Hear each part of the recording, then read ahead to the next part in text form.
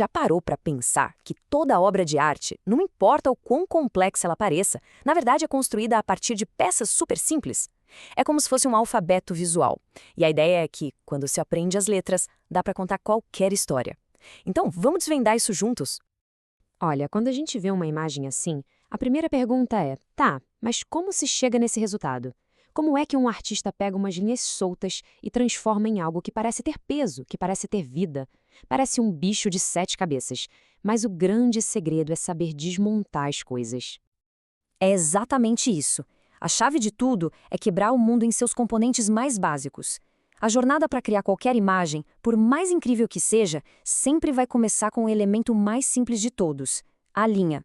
E é a partir dela que tudo mais se constrói. Então, o nosso roteiro de hoje vai ser este aqui.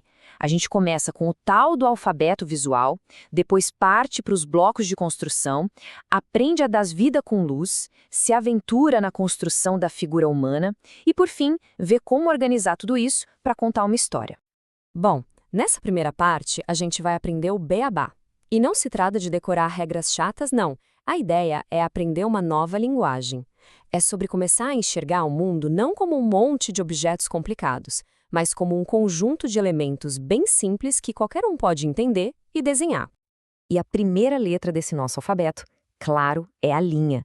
Pensa nela como um pontinho que decidiu sair para passear pela página. Ela que define os contornos, que guia o nosso olhar. Ela é o ponto de partida para absolutamente tudo no desenho.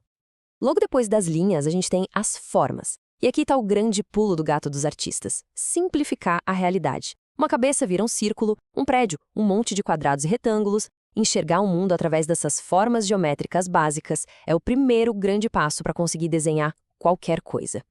Certo, então a gente já tem as nossas letras e palavras planas. O próximo passo é dar a elas a ilusão de volume. É nesse momento que o desenho começa de fato a saltar do papel, a parecer real, a ter a sensação de que ocupa um espaço. A diferença fundamental está aqui, entre o 2D e o 3D. Uma forma 2D, como um círculo num papel, é chapada, plana. Já uma forma 3D, tipo uma esfera, tem volume. E o ingrediente mágico que faz essa transformação acontecer é a ilusão de profundidade, que a gente cria com luz e sombra.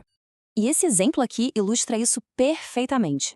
Do lado esquerdo, a gente tem só o contorno, são formas planas. Já na direita, com a simples adição de um pouco de cor e um sombreado básico, os objetos de repente ganham peso. Eles começam a existir num espaço tridimensional. Então, vamos focar um pouco mais nessa técnica que cria o volume.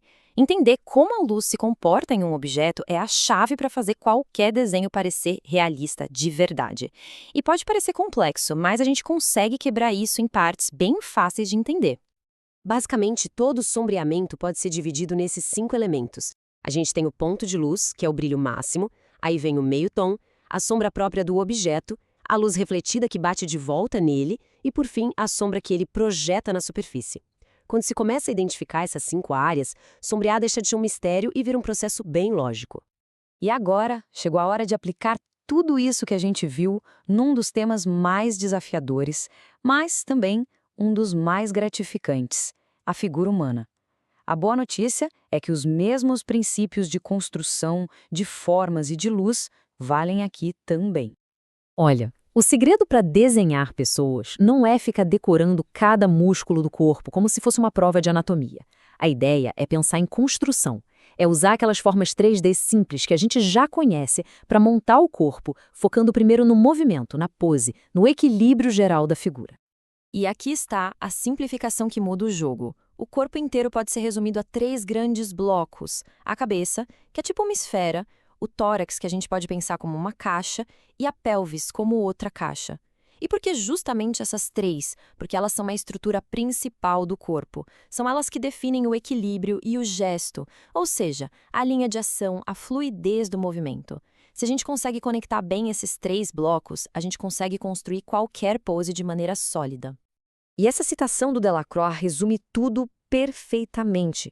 O que os grandes mestres faziam era exatamente isso. Eles tinham um jeito próprio de ver, de simplificar e de organizar a natureza. Esse método de construir com blocos é basicamente o jeito que eles pensavam. E essa organização nos leva ao nosso último passo. Beleza, já sabemos construir os objetos e as figuras. Mas como a gente organiza tudo isso na página para ter um resultado legal? A resposta para isso é a composição. É aqui que um simples desenho se transforma de verdade em uma história. Composição, no fim das contas, é a arte de arrumar as coisas. É decidir onde cada elemento vai ficar para criar o maior impacto possível, para guiar o olho de quem está vendo pela imagem e assim comunicar uma ideia ou uma emoção da forma mais clara. Uma ferramenta super poderosa para isso é a famosa regra dos terços. É só imaginar um jogo da velha em cima da sua imagem. Onde as linhas se cruzam, surgem 4 pontos de interesse. E por que isso funciona tão bem? Porque colocar o elemento principal em um desses pontos, em vez de bem no centro, cria um dinamismo. Isso força o olhar a passear pela imagem, tornando tudo muito mais interessante e natural. E assim a gente fecha o ciclo. Começamos na linha, passamos pela forma, pelo volume e chegamos na composição. Esses são os blocos de construção, é o nosso alfabeto visual. E eles não são regras, são ferramentas. A pergunta final, então, não é mais como eu desenho, e sim, agora que eu conheço o alfabeto, que história eu vou contar?